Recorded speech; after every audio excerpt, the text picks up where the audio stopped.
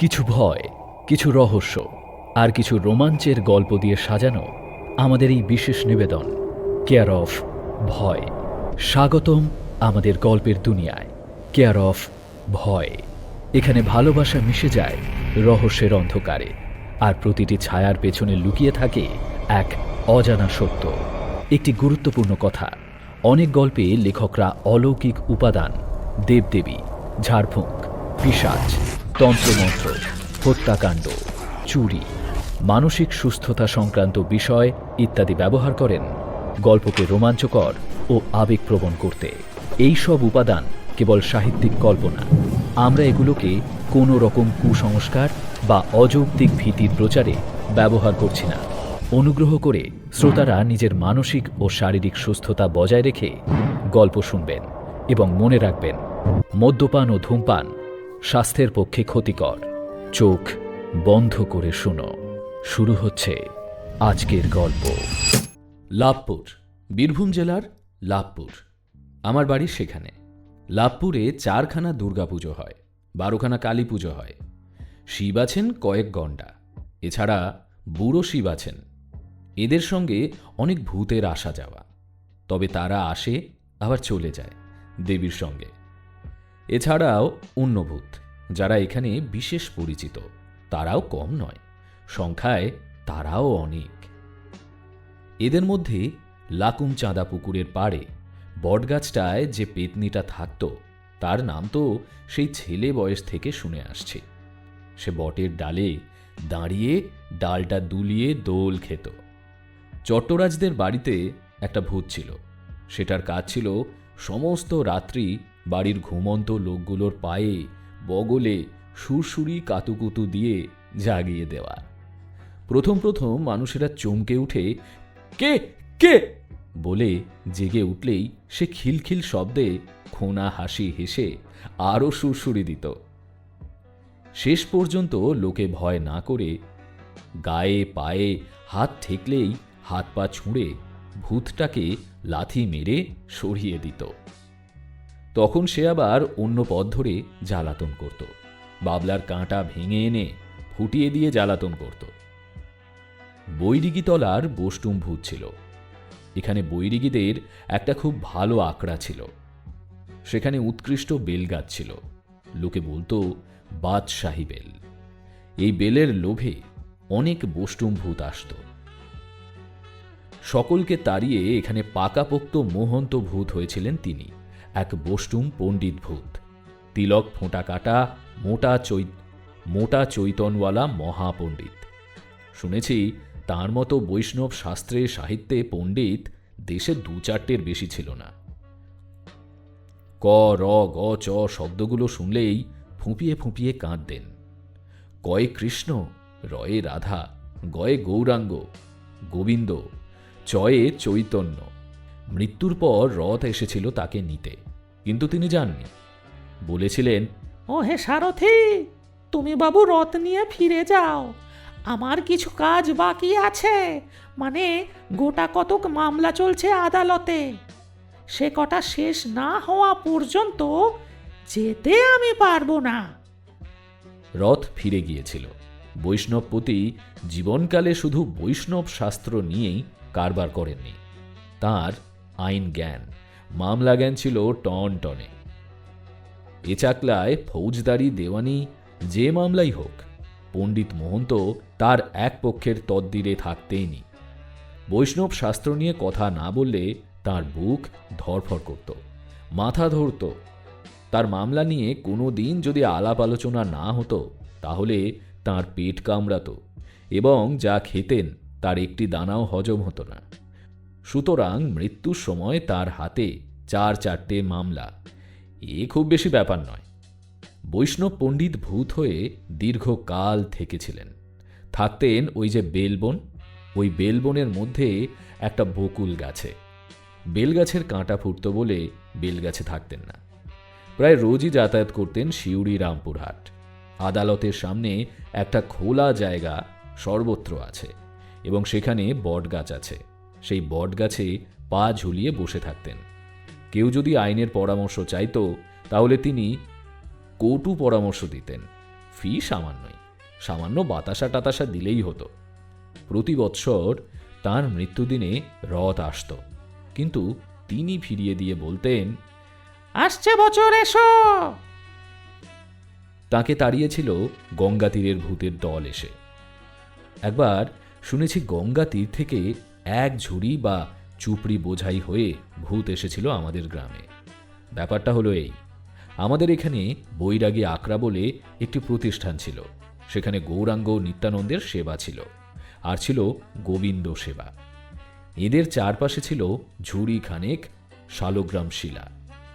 মানেটা সেকালে সহজ ছিল, একালে ঠিক সহজ নয়। সেকালের ব্রাহ্মণদের বহুজনের বাড়িতে শালগ্রাম নারায়ণ সেবা ছিল, কিন্তু ক্রমে ক্রমে কালে লোকেরা দেখলে এই গোল নুড়িগুলো কুছ কাম কা নেই, কেবল পুজো ভোগের ঝঞ্ঝাট বাড়ায়।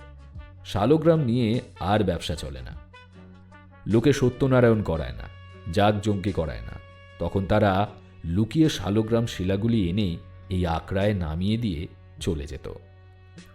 আখড়া থেকে নিয়ম ছিল যে শালগ্রাম শিলা পেলে ওই শালগ্রাম শিলার সারিতে বসিয়ে রাখবে, দিনান্তে ছিটিয়ে দেবে কুশের ডগায় গঙ্গা জল, তুলসীর পাতা আর আতপের কণা।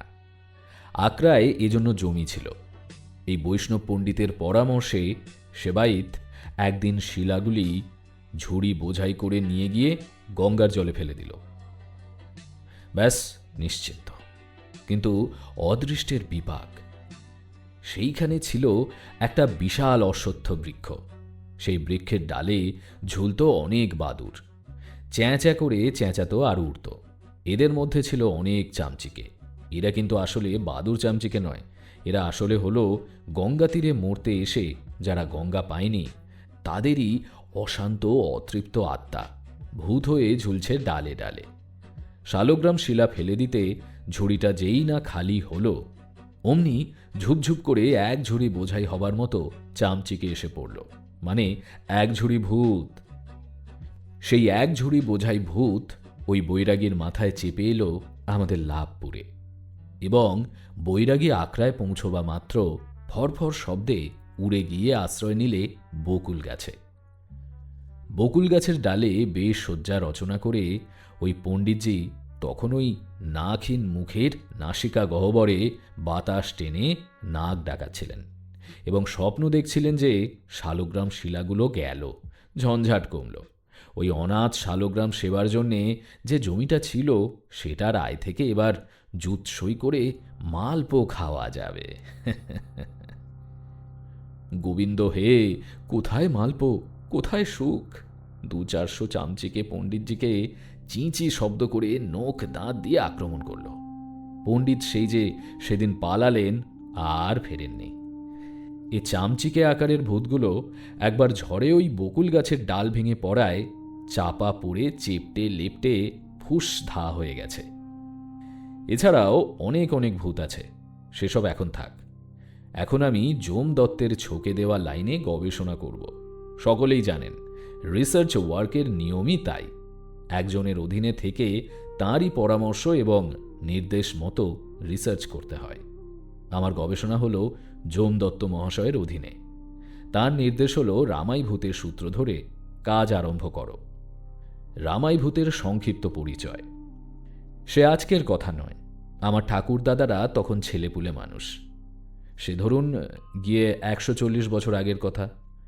সে সময় রামাই ভট্টাচ ছিলেন একেবারে ভরা ভর্তি জোয়ান।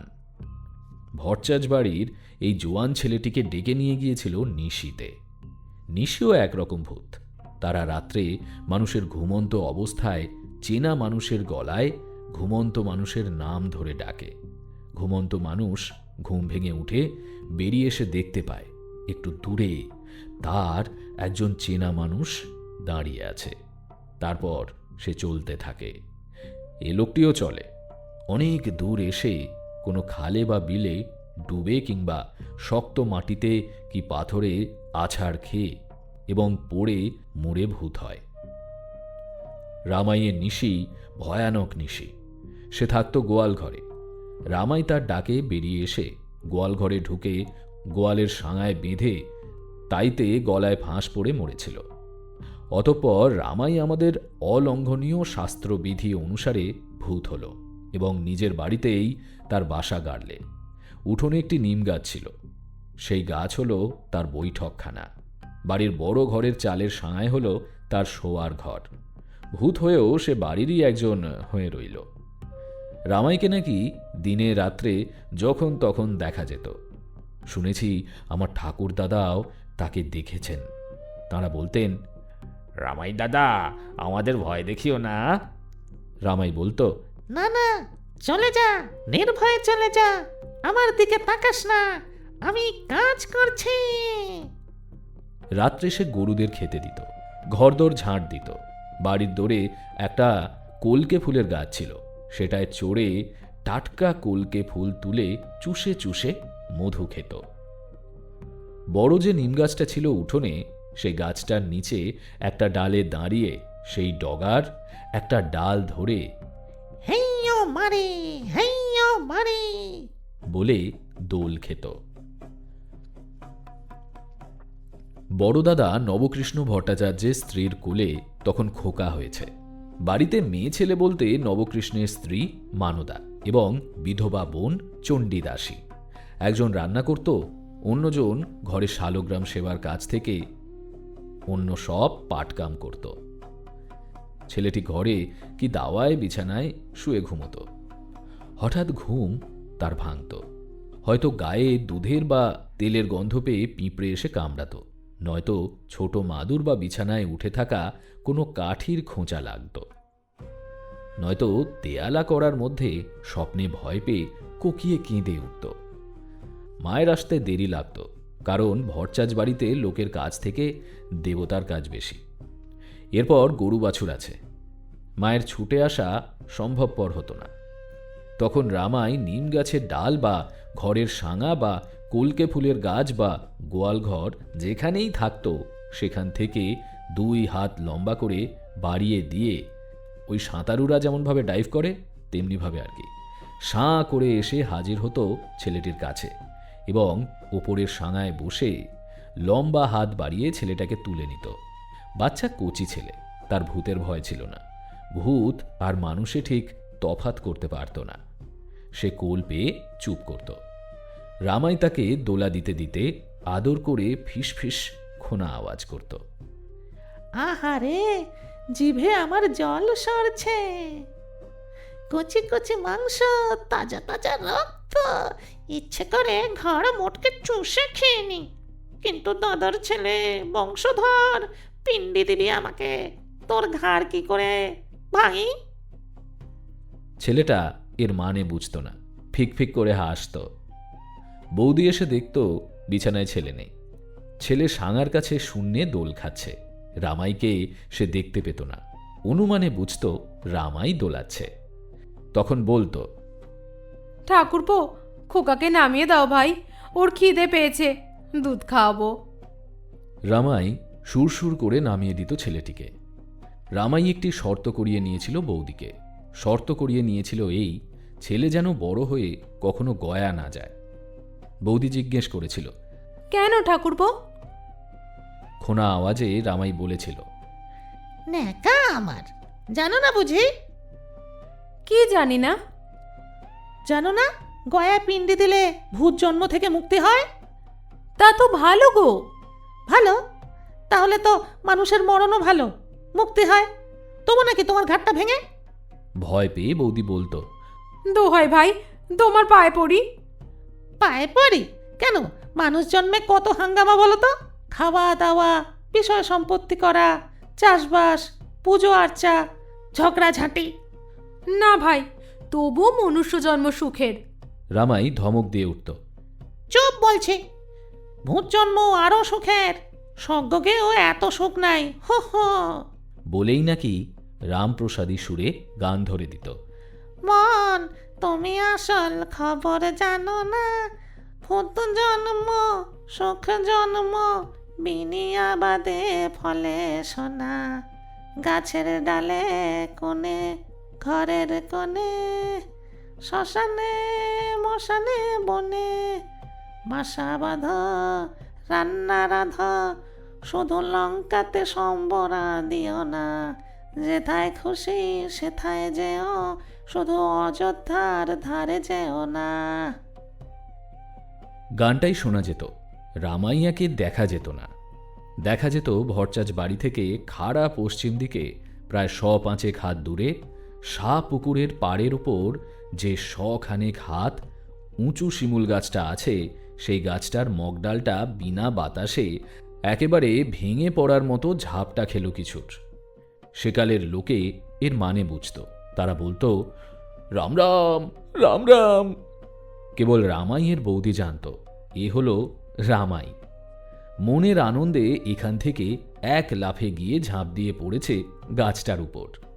গাছটা হলো গ্রামটার মধ্যে ভূতেদের একটা পার্ক বা বেড়াবার হাওয়া খাওয়ার জায়গা। বৌদির সঙ্গে বনত রামাইয়ের, কিন্তু বোনের সঙ্গে বনত না। বোন চণ্ডীদাসী বাল বিধবা। ভূতকে সে অপবিত্র ভাবত, ঘেন্না করত, বলতো, মহাপাপী ছিলি ছোটদা তুই। রাত্রে বিছানায় শুয়ে চণ্ডীদাসীর কথা বলবার অবকাশ হতো। চণ্ডী থাকত মেঝেতে শুয়ে, রামাই থাকত সাঙায়। অবশ্য তাকে দেখা যেত না। রামাই ধমক দিত, চুপ! কেন চুপ করবো কেন? পাপ না করলে ভূত হলি কেন তুই? সে গলায় দড়ি দেওয়ার জন্যে। তাই বা দিলি কেন? নিশি ভূতের দেওয়ালে যে। তুই দিলি কেন? বললে যে খুব মজা হবে। মজা হবে? দেখছিস মজা? দেখছি না? তুই দেখছিস না? কি দেখবো? দেখবার কি আছে? তবে দেখ। কি? দেখ না, উপরের দিকে চেয়ে। চণ্ডীদাসী দেখত সাঙার ওপর থেকে থামের মতো একখানা পা আস্তে আস্তে নেমে আসছে তার বুক বরাবর। কিন্তু চণ্ডীদাসী ভয় পায় না। সে দিব্যি সেই থামের মতো পাখানাকে বলে, নাম নাম নাম দেখি, এই পা। পা কিন্তু নামতে পারে না, থেমে যায়। সাঙার ওপর থেকে কথা ভেসে আসত, ওরে চণ্ডী, ওরে মুন্ডি, তোর মতো বদমাস আমি দেখিনি। মনে মনে সেই দশরথ রাজার বেটার নাম করছিস? পাখানাকে সে সজোরে দোলাতে থাকত। সে দোলায়মান পাখানার এক লাথি খেলে চণ্ডীদাসী যে চেপটে যাবে এতে কোনো সন্দেহ থাকবার কথা নয়। বৌদি বলতো, ও চণ্ডী, ক্ষমা চা ভাই। ও চণ্ডী। কাকে বলছে? চণ্ডী সেই কথা শুনবার মেয়ে। সে কি করত? এই মস্ত হাঁ করে দাঁত বেলে বিছানায় উঠে বসত এবং বলতো, কামড়াবো তোর পায়ে। পাখানা সরাত করে গুটিয়ে যেত ফুটো হয়ে যাওয়া লম্বা বেলুনের মতো।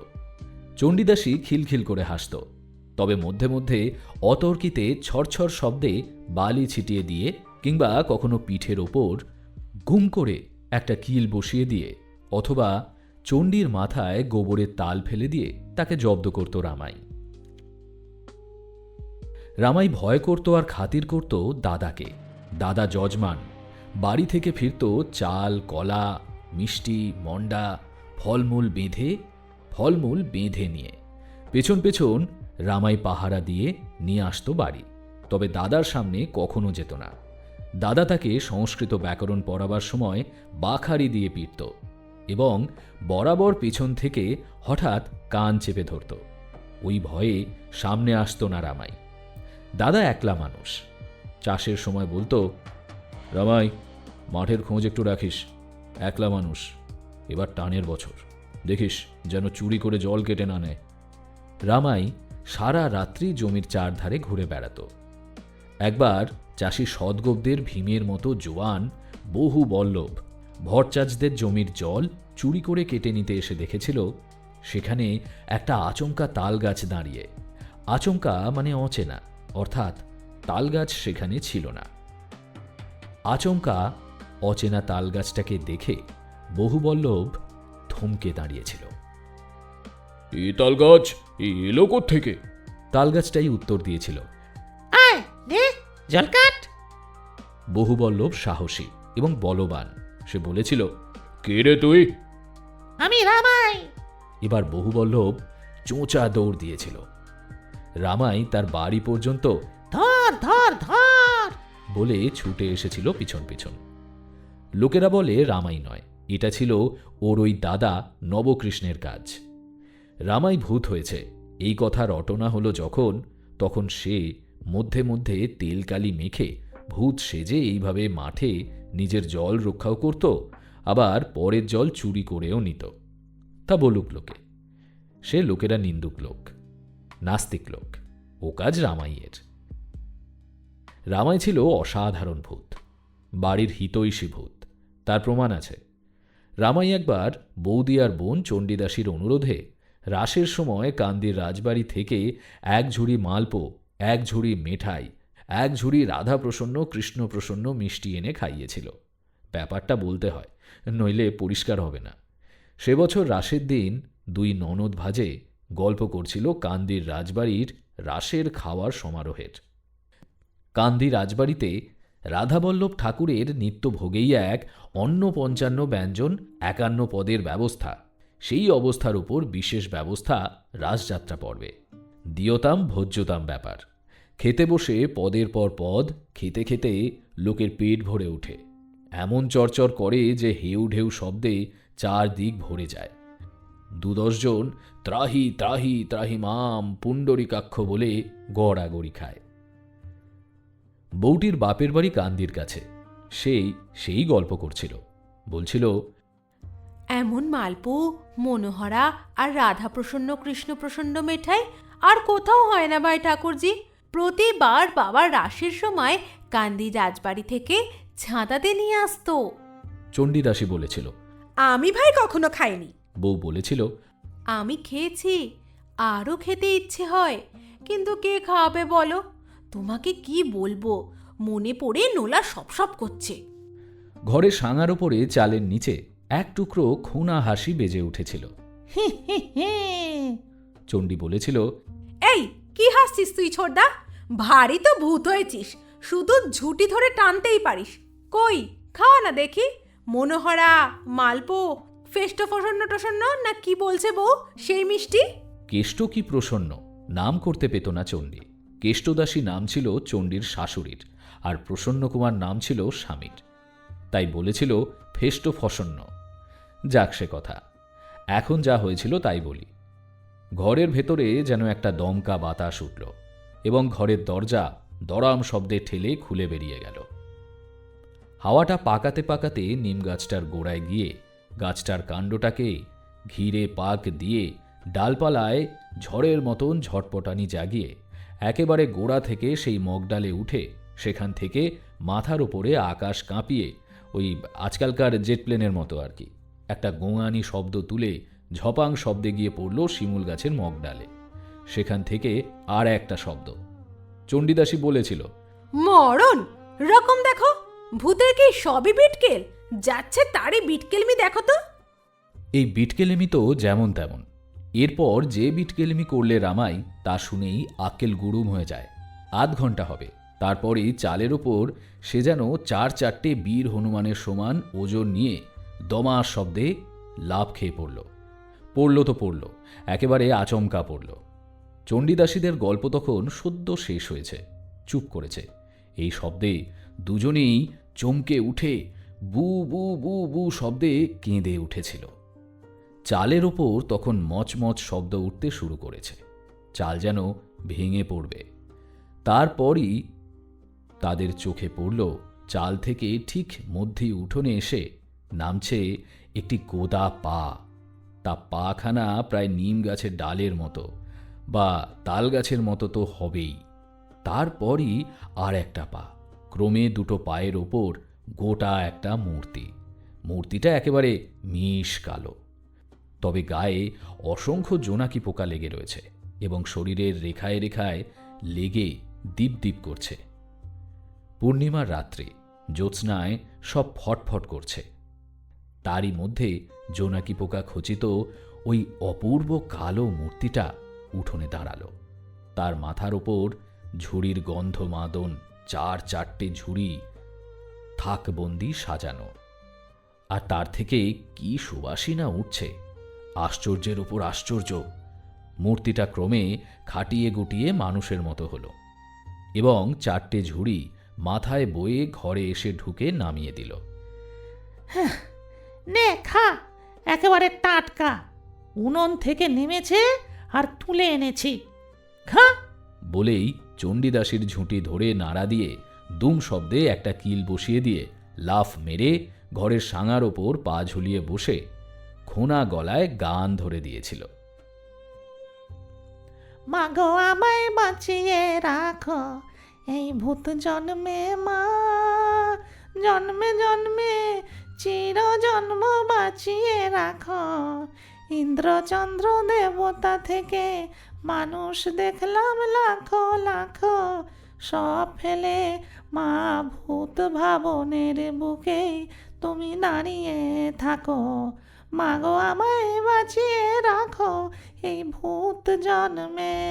ভূতের কত সুখ বলো মা, দুঃখ নাই গো তিন সীমা নাই। অমাবস্যার ভূতের নাচন নাচছে দেখো মা আজকে রাস পূর্ণিমায়। ধিতাং ধিতাং ধিতাং ধিতাং নাচ ছি দেখো পূর্ণিমায়।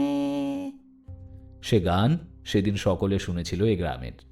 এমন খোনা মিষ্টি গলা আর কেউ কখনো শোনেনি। শুনেছিল আর দেখেছিল নিম গাছটার ডালে পাতায় জোনাকি পোকাগুলো ছুটে গিয়ে নিভে যাচ্ছে। তার মানে রামাই জোনাকি পোকাগুলো ধরে ধরে খাচ্ছিল।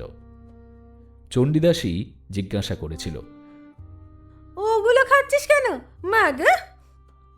রামাই বলেছিল, জোনাকি পোকা ভূতের জিভে ভারী মিষ্টি, আর জোনাকি পোকা খেলে ভূতের রং ফর্সা হয়। চণ্ডীদাসী বলেছিল, তার চেয়ে জোনাকি পোকা দিয়ে গয়না করে পড়িস তো, সেই ভালো। রামাই বলেছিল, তুই গলায় দড়ি দিয়ে মর পেতনি, আমি তোকে জোনাকি পোকার গয়না গড়িয়ে দেব।